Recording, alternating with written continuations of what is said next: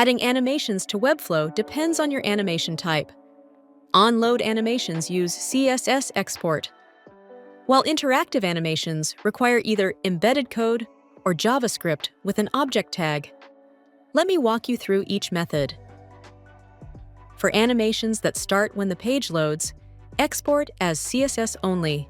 In the Export panel, select CSS-only as the animation type and set it to start on load. Click Export. In Webflow, we're going to use placeholders for better visualization. Select the placeholder you want to replace, then go to the Settings panel on the right and find the Replace the Image option. Click the Upload icon from the Assets panel and insert your animated SVG. Because the animation is triggered on load, you'll be able to see it playing from the editor. For interactive animations, especially mouse-over effects, use the embed method. Export as CSS only from the Export panel, but set the animation to start on mouse over.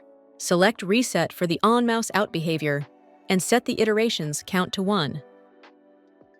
Now, click Export. Drag the exported file in a text editor. Select all the code and copy it to your clipboard.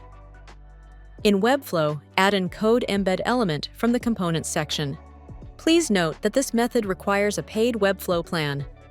Paste the SVG code into the editor and click Save and Close. After saving, delete the placeholder you were using as reference. The animation won't display in edit mode, it only appears after publishing. Important to note, the embed method works only for SVG files with fewer than 50,000 characters of code. For larger files or more complex interactions, use the object tag method. This method works for all interactive triggers: on mouse over, on click, and on scroll into view. In the Export panel, select JavaScript as the animation type. Choose the trigger that suits your animation best, and click Export. Upload the SVG to Webflow's Assets panel. Click the 3 dots on the SVG thumbnail and select the Copy Link option. This copies the asset URL to your clipboard.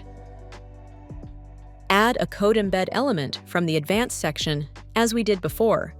In the Code Embed editor, insert the object's line of code. Paste the link from the animated SVG you just copied into the string. Click Publish, and test your interactive triggers in the browser. Choose your method based on animation type: CSS upload for on-load animations, embedded code for simple hover effects, and object tags for complex interactions or larger files.